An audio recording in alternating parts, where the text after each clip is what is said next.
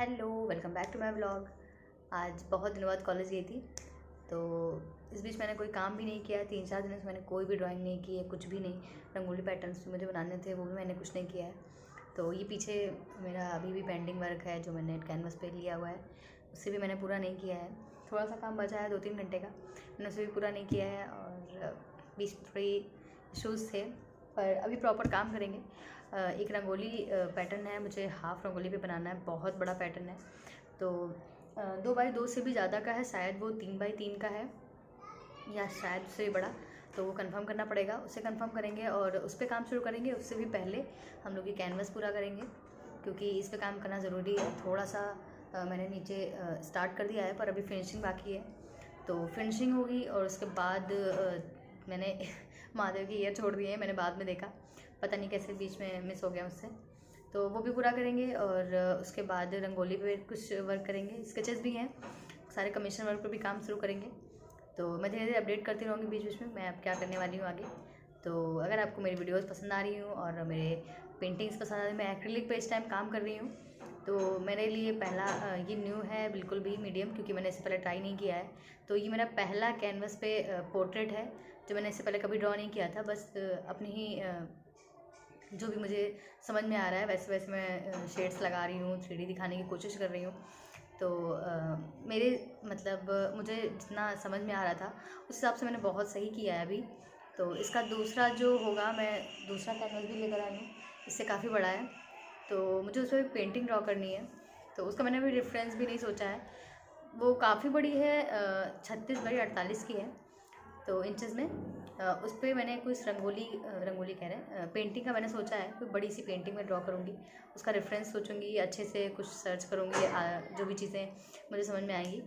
तो उस पर मैं बहुत बड़ा एक एक्रिलिक का वर्क करने वाली हूँ। तो उसके लिए आप ज़रूर मेरी वीडियोस देखते रहिए, मेरी पोस्ट देखते रहिए, इंस्टाग्राम पे देखते रहिए, फेसबुक पे देखते रहिए। तो ये भी मैं एक्रिलिक में करने वाली हूँ। उसके बाद मुझे एक ऑयल पे काम करना है, क्योंकि मुझे ऑयल पेंटिंग भी इस साल के ख़त्म होने तक सीखनी थी। तो पता नहीं अभी मैं सीख पाऊँगी कि नहीं सीख पाऊँगी। तो एक्रिलिक का तो काम ख़त्म हो जाएगा, मुझे इसके बाद एक्रिलिक पे काम करना ही करना है। तो ये तो पक्का है कि इस साल के लास्ट तक मुझे एक्रिलिक सीख ही लेना है कैसे भी। तो एक्रिलिक का पोस्टर मैं इसके बाद बनाऊँगी। और उसके बाद में शायद ऑयल, मुझे लग रहा नहीं हो पाएगा इस साल, वो नेक्स्ट ईयर ही लग जाएगा, 2023 में ही हो पाएगा मेरा ऑयल पेंटिंग। तो उसमें काम करेंगे, पोर्ट्रेट पे भी काम करेंगे। तो बेसिकली मेरा ये रहता है मोटिव कि पोर्ट्रेट सीखना, क्योंकि मैं पेंटिंग्स हर एक चीज़ कर सकती हूँ। तो जो एक हार्ड पार्ट होता है वो सिर्फ पोर्ट्रेट होता है, क्योंकि आप मुझे लगता है ऐसा कि पेंटिंग्स बनाना इजी होता है, पर उसमें एक पोर्ट्रेट डालना जो एज इट इज़ कैच कर रहा हो, उसकी बिल्कुल हाव भाव समझ में आ रहा हो कि वैसा ही बिल्कुल आपको चाहिए होता है। तो वो एक पोर्ट्रेट होता है जो कर पाना थोड़ा टफ होता है। तो मैं 3 मीडियम में तो कर लेती हूँ, चारकोल, ग्रेफाइट और कलर पेंसिल में। पर अभी मेरी पकड़ इसमें मजबूत नहीं है, एक्रिलिक में और ऑयल पेंटिंग में और वाटर में। तो उसे ही मुझे अच्छा करना है कि अगर मुझे आगे कमीशंस मिलते हैं पोर्ट्रेट्स पर।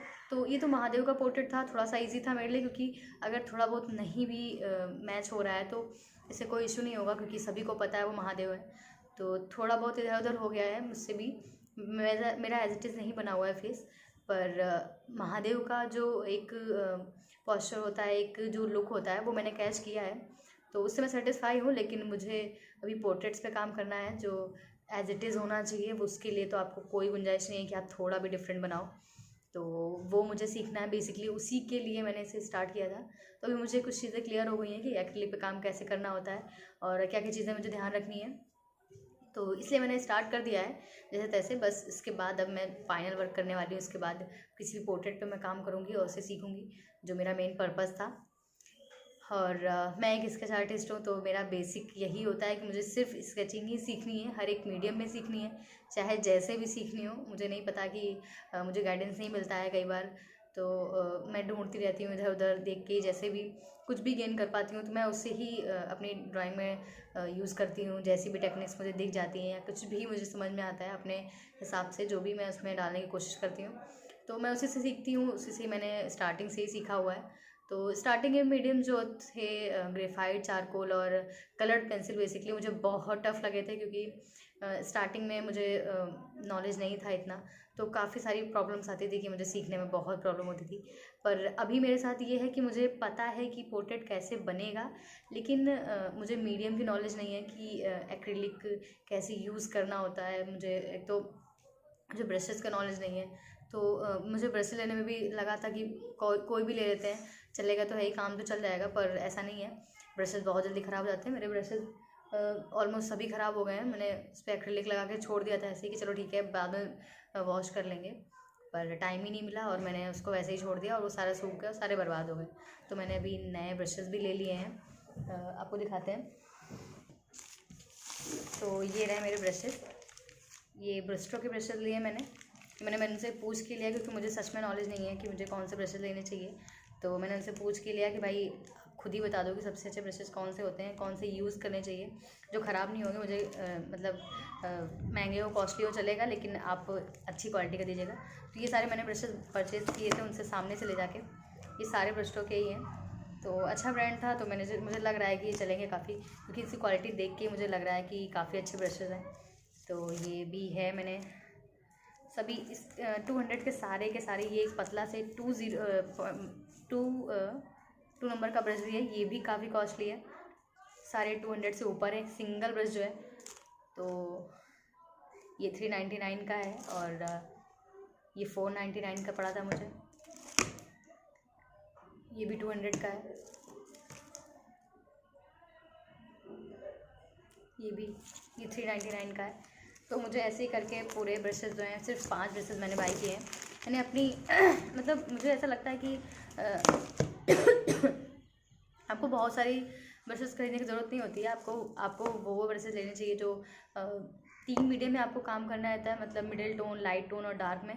तो मैंने ये ब्रश इसलिए लिया कि ये काफ़ी बड़ा ब्रश है, ये दिखा देते हैं आपको।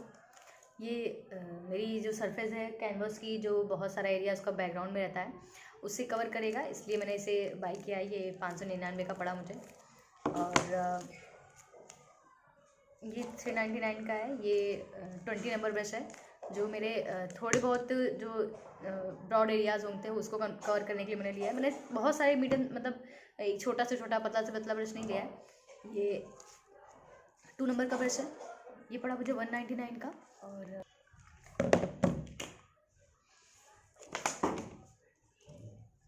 और मैंने ये 4 नंबर का ब्रश परचेज़ किया था, ये भी शायद 200 का ही है। और ये है 10 नंबर का ब्रश, मैंने लिया था 199 का, ये भी है। तो ऐसे मैंने 5 ब्रशेज़ लिए हैं सिर्फ।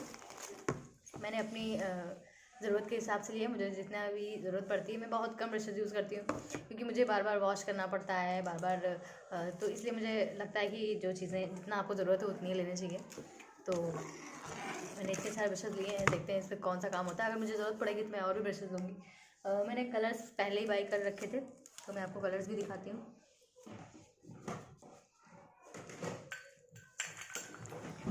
ये रहे मेरे ऑयल कलर्स, जो मैंने पहले ही ले लिए थे।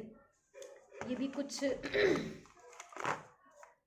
मुझे याद नहीं अभी कितने का था, ये 300 के थे। तो इसमें सारे शेड्स हैं, मुझे शेड्स का नॉलेज है।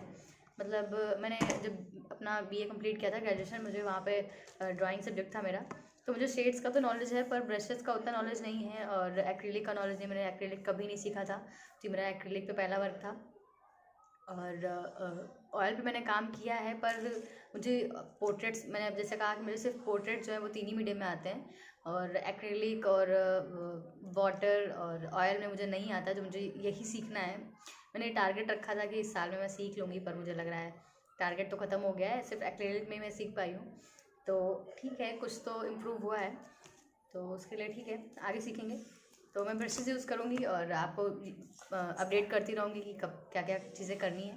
तो आप प्लीज़ मेरे चैनल को सब्सक्राइब कर दीजिए और आगे वीडियोस को देखते रहिएगा। और मेरे जो भी अपडेट्स होंगे मैं आपको इंस्टाग्राम, यूट्यूब पर भी स्टोरीज़ के थ्रू डालती रहती हूँ, तो आप उससे कनेक्टेड रहिएगा। Thanks for watching. और आपको अगर मेरी वीडियोज़ पसंद आए तो प्लीज़ आप मेरे चैनल को सब्सक्राइब ज़रूर कर लीजिएगा और मेरे लाइक ज़रूर कर दीजिएगा, शेयर ज़रूर करिएगा। Thank you.